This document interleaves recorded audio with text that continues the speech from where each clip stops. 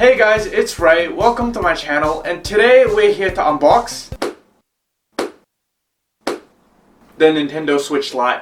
So I live down here in Australia, and last night at midnight there was a midnight launch, so I went down to my local EB Games to pick up these bad boys. Since its announcement in early July, I believe, there's been a lot of hype going around these boys, so I brought them all back to see what they are actually in for.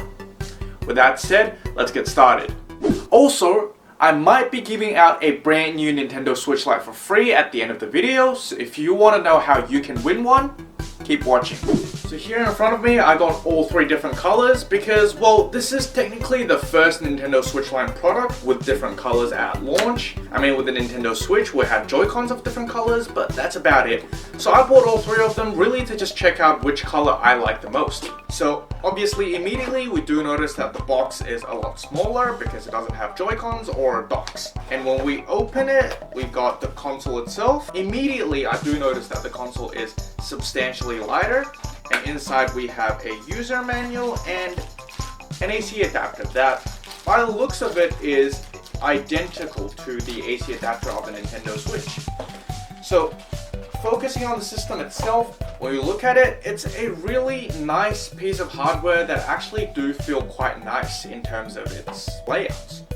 So if we look at the button layout, at the top, it's exactly the same as the Nintendo Switch. We've got the power button, volume control, the vent for heat, 3.5mm headphone jack, and the game card in slot. And on the bottom, all the same. There's the USB Type-C charger, and there's a slot for the SD card. The only thing that's different is on the two sides at the bottom, there is the speaker, which is different from the Switch, because with the Switch there is the detachable Joy-Cons, so the speakers are built in instead of out here kind of on the bottom of the two controllers on both sides. Now on the front face, things are a little different. So the most noticeable difference is that they replaced the direction buttons on the left with a D-pad, because now there's not separate Joy-Cons. They don't have to keep things equal on both sides, and therefore they can finally replace it with the D-pad, which honestly feels quite a bit nicer than the directional buttons. In terms of the responsiveness of the buttons, it's a lot more softer and less clicky compared to the Joy-Con.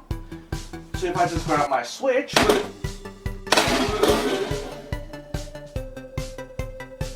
whoa, that's design flaw.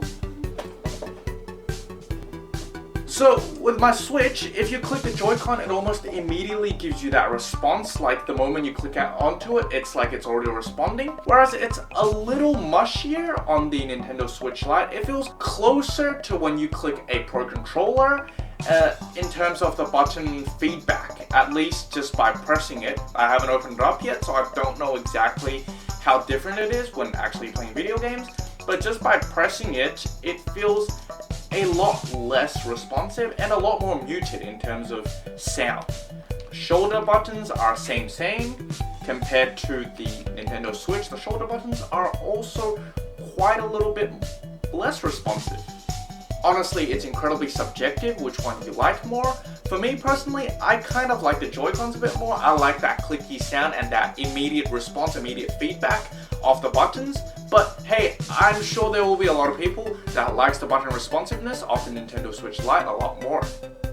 So before I actually turn the system on, let's put that on the back first. And I want to open these two up very quickly first. So I just want to see the color of the three different consoles and see which one looks the best. So now I got all three systems out. And out of these three, in terms of color selection, I'm going with the blue one. Now just turning the system on, give it a moment to boot up. I love how they still have the Switch logo, but they took out the Switch animation because, well, sorry, it still has the Switch animation, though this system doesn't. Ooh!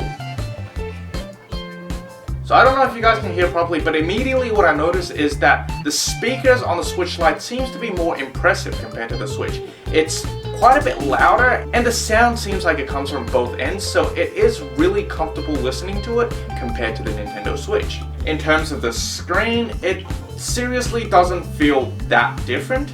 So obviously this is also a 720p screen, but because the screen is a bit smaller, that 5.5 inches compared to the 6.2 inches, it should by theory be a bit crisper and sharper because it's got that higher PPI. But just by looking at the screen, there is no noticeable difference at all between this and the Nintendo Switch. One thing I do notice though is that with the Nintendo Switch, because there's this huge glass vessel on the side between the screen and the system, so the sense of segregation isn't actually that strong.